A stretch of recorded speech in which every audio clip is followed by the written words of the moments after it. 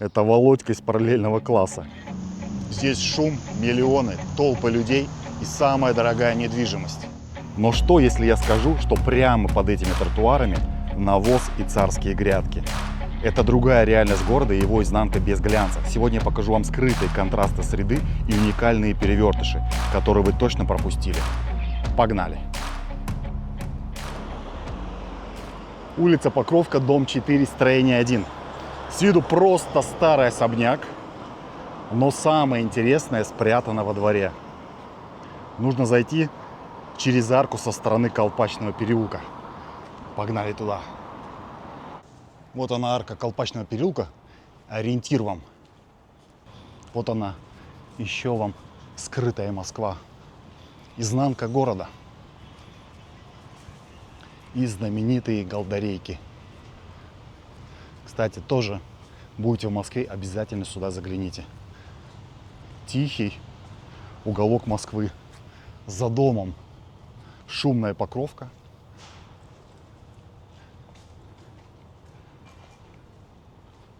Как вам?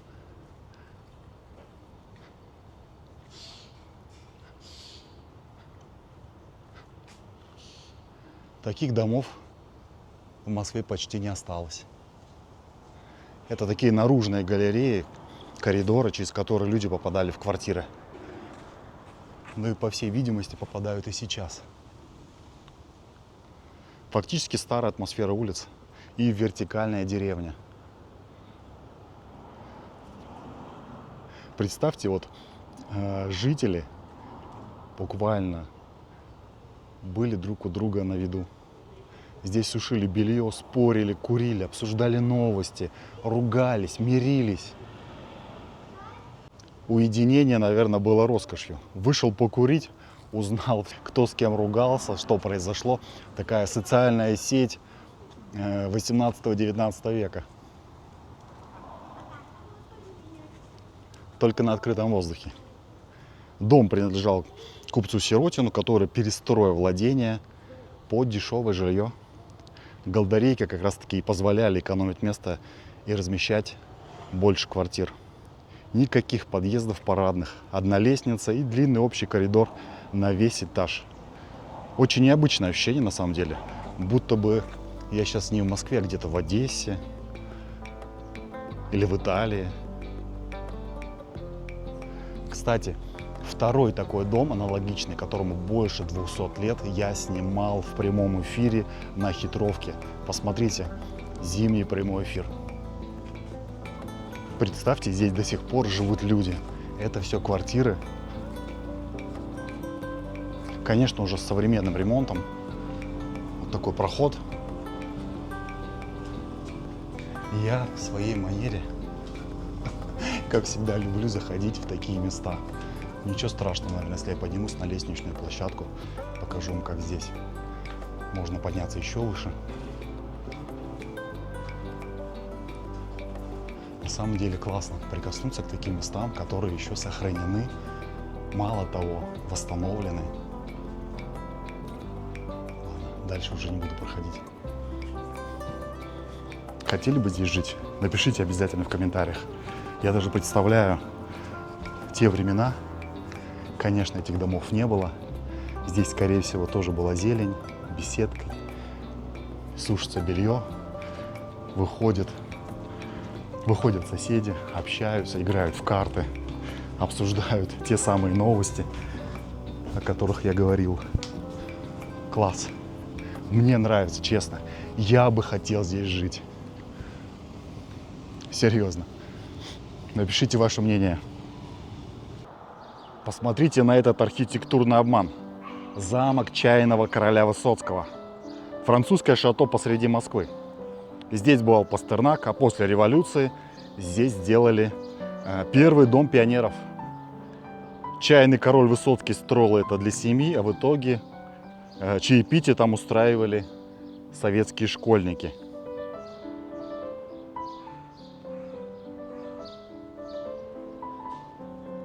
Это действительно замок. Очень красивый, впечатляющий. А вот эта табличка нам говорит о том, что в этом доме неоднократно бывала Надежда Константиновна Крупская. А вот это, видите, памятник. Это Володя Ульянов, гимназист. Редчайший случай. Ленин здесь не суровый вождь на броневике, а просто молодой парень с мечтами. Знаете, на него даже вот глядя, язык не поворачивается назвать его дедушкой Лениным. Максимум это Володька из параллельного класса, который очень много читал, причем слишком много читал. Правда, когда этот парень вырос, от соседних усадеб мало что осталось. А как вы думаете, кто стоял до молодого Ленина? Правильно, Сталин. Потом культ развенчали, Сталина убрали, поставили памятник Ленину. Ну, обычный, тем, к которым мы привыкли. Ну, а потом уже поставили молодого Володьку. Вот такие вот дела. А вот это уже, наверное, редчайший случай.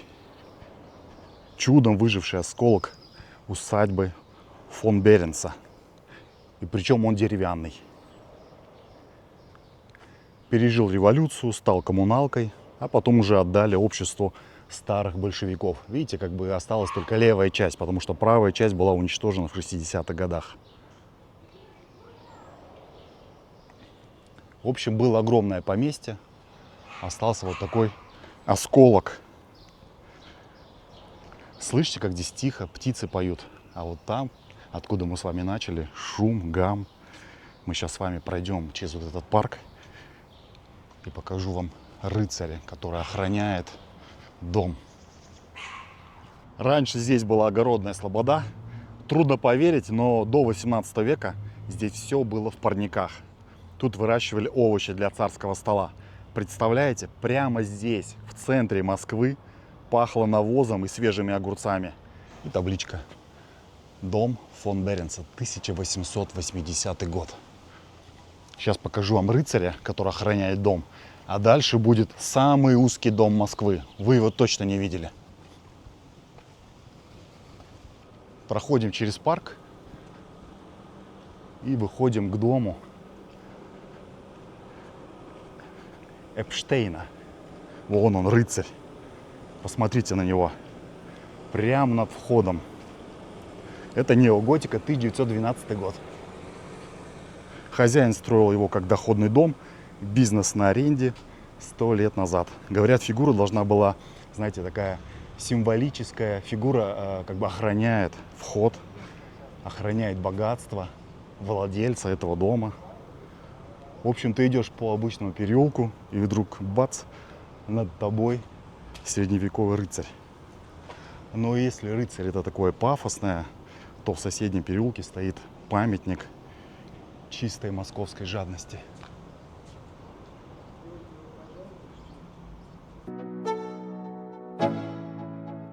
Ребят, посмотрите на этот дом.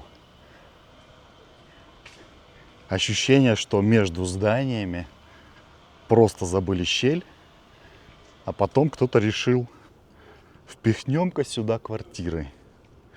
Ширина вот этого строения встроенного всего 3,5 метра. И одно окно на фасаде. В 1910 году купец Шугаев купил здесь землю, и архитектору сказал: ни сантиметра пустоты. Участок был кривой, оставался вот этот узкий хвост. И его не бросили, а просто застроили. Сегодня это, знаете, такой архитектурный курьез. А 100 лет назад просто способ выжать из земли, из здания лишнюю копейку. Раз я рядом, покажу вам палаты 17 века. Видео, конечно, не про палаты у нас сегодня, но мимо такого я не мог пройти. Вот они. Дом-театр Юсуповых с палатами. 17-й, конец 18 век. Сейчас обойдем еще слева, покажу вам. Да, и каменный кинотеатр, он до сих пор работает. И если пройти еще дальше, будут еще одни палаты, но там, по-моему, 18 век. Как вам? Жилой дом. И если мне не изменяет память, после революции здесь тоже были коммунальные квартиры. Но что здесь хорошо, мы можем даже подняться на лестницу. Там дальше еще одни палаты. Если вам интересна прогулка по этому району, напишите в комментариях. Можете просто написать палаты. Мы пройдем, посмотрим более детально. Как вам? Мне нравится. Представляете, вы живете здесь. У вас вот такой вход, такое крыльцо. Конечно, здесь парк был.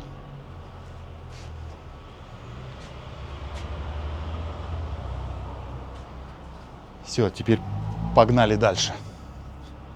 Друзья, иду снимать вам один удивительный двор. И я попал на московский велопробег. Открытие велосезона, я так понимаю. И посмотрите на дальнем плане, какая красота. Высотка.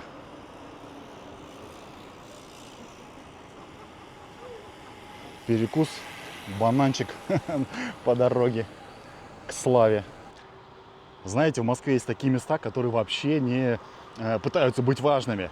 Вот на этой улице Садово-Черногрядской обычно стоит такой шум, что лиц не видно. Но сегодня, как вы поняли, все перекрыто, поэтому здесь только шум велосипедов. Но мне нужно нырнуть вот в ту арку, в арку дома номер 13. И я вам покажу совершенно другой мир, где львы улыбаются, мужики на скамейках бронзовые никуда не спешат. В общем, погнали. Не всегда все идет по плану, должен быть такой контраст. Вы не представляете, там реально очень-очень шумно. А вот они, львы, которые улыбаются и встречают нас. Это и есть главная тайна города. Иногда между стрессом и полным спокойствием всего 5 метров. В общем, помните об этом, когда в следующий раз будете бежать по улице, мимо переулков.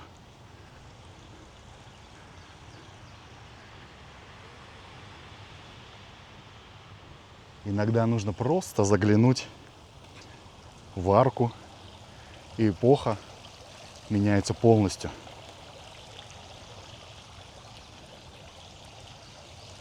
Тишина, спокойствие, бронзовые фигуры, голуби. Вот это и есть изнанка города, изнанка Москвы в данном случае.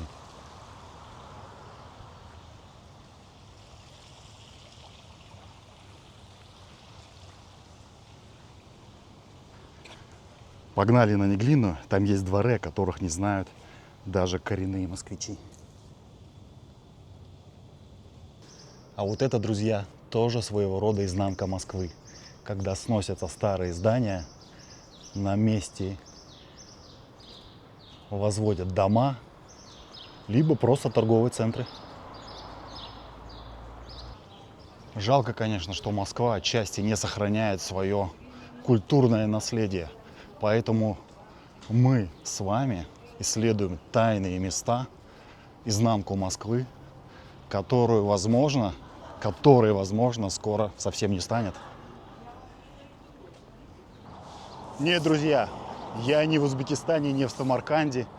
Это Неглинная, самая дорогая улица Москвы, самый центр, дорогие рестораны, бутики. Но если нырнуть вот в эту арку, во дворах сохранились старые аркады и остатки еще той усадебной Москвы.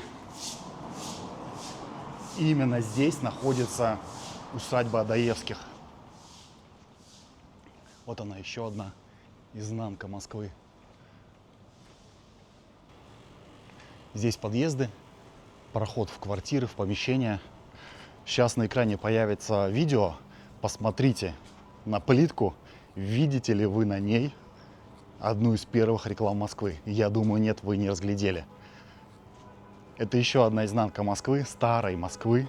Пишите в комментариях, хотели бы вы вторую часть прогулки по изнанке, в комментариях пишите «Изнанка Москвы», и я покажу вам эту рекламу, ну и не только, скрытые дворы, скрытые переулки, в общем, Москву, скрытую от посторонних глаз.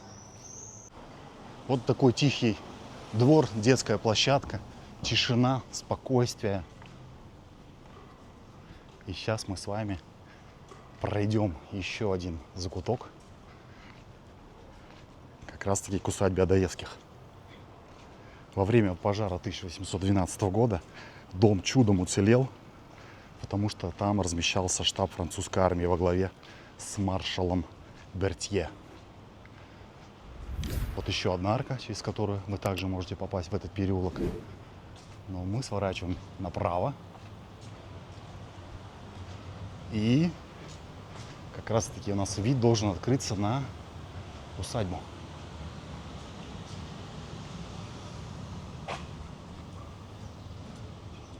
Вот она, еще одна скрытая от посторонних глаз Москва.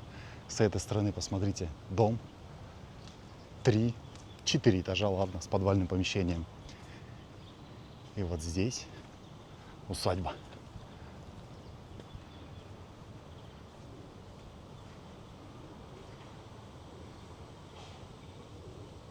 Вот она, скрытая.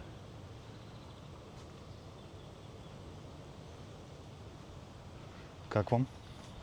Зеленый, тихий уголок старой Москвы.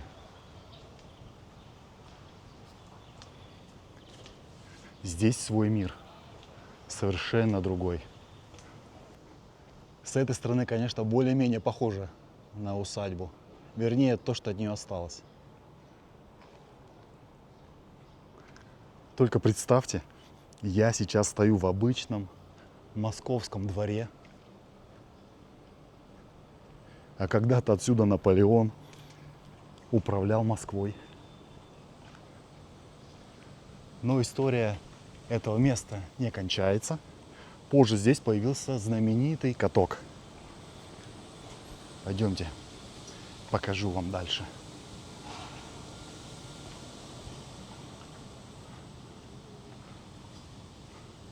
Еще в этом здании на первом этаже, вот с этой стороны, находится ассоциация жертв незаконных репрессий. На самом деле, законных репрессий, наверное, не существует. В общем, если интересна эта тема, загляните, пока не закрыли. Просто с такой тенденцией все похожие здания, похожие музеи, центры закрываются. И вот он, знаменитый каток на этом месте был. Это центр Динамо, старое здание, идет реставрация. Кстати, я здесь был года 2 назад, и оно было в желтом цвете. Колонны. Ну, сейчас идет ремонт.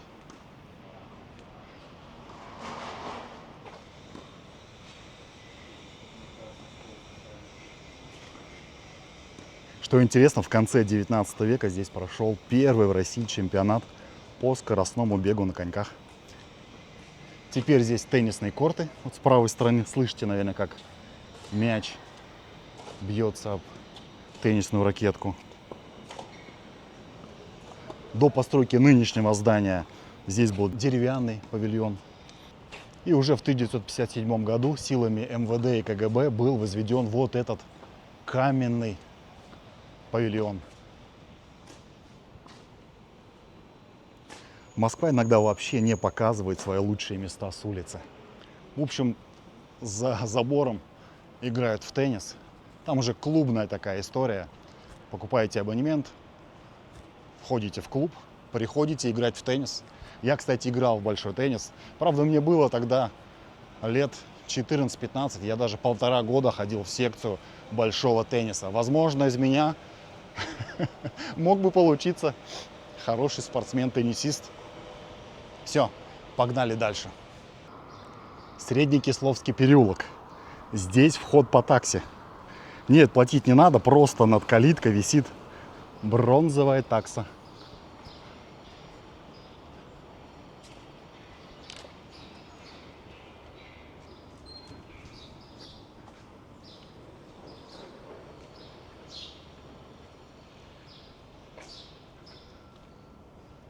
И внутри вот такой микс. Старый москвич,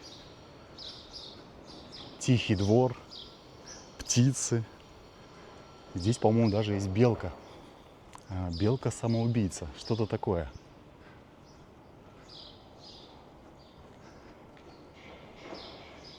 Тишина, покой, розы,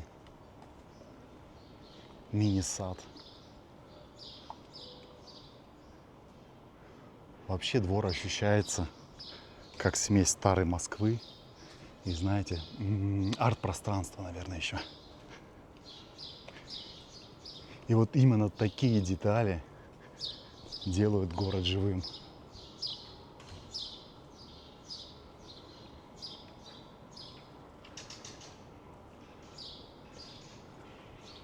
Здесь реально ощущаешь себя в другом месте, совершенно в другом месте.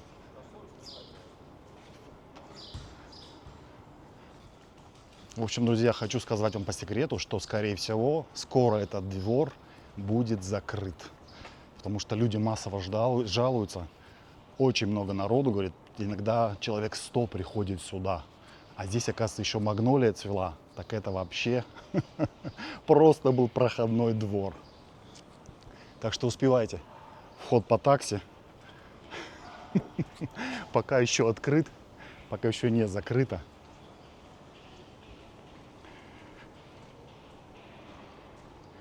Ну и что, мы движемся с вами дальше. В финальной части хочу вам показать, наверное, тоже один из самых атмосферных дворов Москвы. Но прежде, вот здесь, по-моему, вот это здание с левой стороны, то ли дом Чайковского, то ли что-то с музыкой связано. Вот честно говорю, не знаю. Не вижу никакой вывески. Но вот отсюда, с правой стороны, доносится музыка, слышите? Или уже с левой доносится. В общем, откуда-то доносится. Помните видео? Я снимал на Поварской Гнесинку. Обязательно посмотрите. Там совершенно другая атмосфера, совершенно другая улица. Посольская.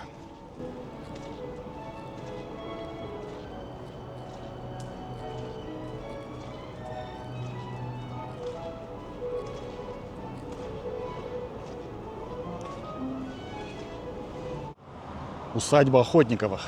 С улицы красивая, классическая усадьба. Но внутри скрывается огромный красивый двор, который, кстати, почти не изменился с 19 века. А раньше с правой стороны вот там стоял цветочный павильон. Вы могли его видеть в фильме «Джентльмены удачи». Помните, они искали дерево, а того мужика, которого они тоже искали, кто же его посадит? Стоячий. Мы с вами его уже находили. Посмотрите видео, оставлю ссылку. Вот он двор. А еще дождь начинается. Уже капает. Я начинал, жара стояла. Градусов 30. Солнце село. Стало прохладней. Причистенко 32/1, строение 1, кому интересно. Вот такой двор. Брусчатка. Арки. Красно-белые корпуса. Это, кстати, старые конюшни. И ощущение, будто бы здесь время замерло. Вы слышите, а вернее вы не слышите посторонних звуков с Причистенки. Тишина. В общем, это место называют Монмартром. Но смотрится очень круто.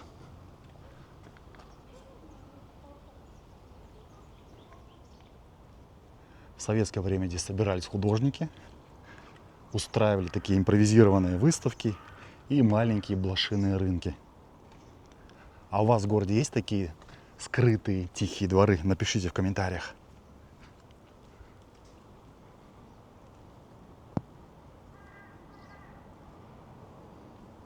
Мне сейчас напоминает этот двор чем-то вот двор с голдарейками, который мы с вами прошли. Неужели здесь люди живут? Ну и как у самого, наверное, любого старого московского двора, у этого места есть тоже свои легенды. Говорят, якобы Пушкин здесь флиртовал со служанками и однажды получил мокрым полотенцем. А еще рассказывают, что в одном из старых флигелей кто-то видел в отражении призрака в зеркале. Правда это или нет, непонятно. Но старые московские дворы, мне кажется, они всегда такими легендами обрастают. Я признаюсь, мне нравится. Где-то свет в оконце. Классно. По Причистенке мы с вами уже гуляли, видео посмотрите, есть отдельный материал, полностью посвящен Причистенке. Но сюда я тогда не заходил. Оставил, как говорится, на следующий раз. И вот он наступил. Оригинально смотрится. Вот она, изнанка старой Москвы.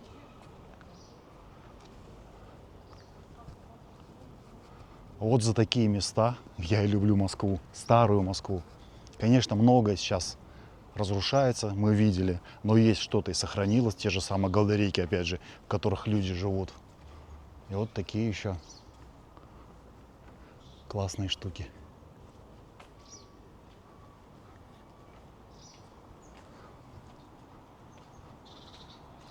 А вы турист, да? Да. Извиняюсь. Я думал, мало ли, может, вы местные. Нет, турист. Мне сейчас сказали, что вот этот корпус еще жилой, и здесь живут люди. Где-то есть офисы, ну а где-то живут. Да, здесь живут люди, сказали. Интересно, каково здесь жить? А вы откуда приехали? А, с Щелково приехали? Прямо сюда посмотреть? Или где-то еще? Пришли здесь посмотреть, да, на экскурсию. Понял. Вы самостоятельно, да? Да. И как вам? Нравится здесь? Да, я просто увидела, ну, где-то с фотографии вижу, что А на Покровке были там, где голдарейки старые? наверное, Там старый двор с голдарейками. Как вот в Одессе или как в Италии. какая Покровка 1. один? Может, была, не помню. Посмотрите. Смотрите. Но судя вот здесь, то, что я вижу, там, скорее всего, никто не живет. Ну, на первом этаже, по-моему, живут. И мне еще вот этот корпус очень нравится. И я бы, наверное, тоже хотел здесь жить. Представляете? Со второго этажа у вас вид на эту площадь. Ну, конечно, надо чуть отгородиться, а то слишком много людей ходит. А так, классное место. Как вам? Пишите в комментариях. Нравится? Кто-то велик приковал. А вот здесь, наверное, какие-то офисы были. Все закрыто.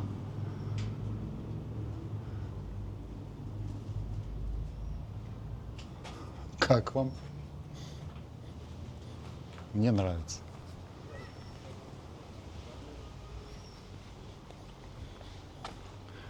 Люди приходят, фотографируются. Такое место для соцсетей.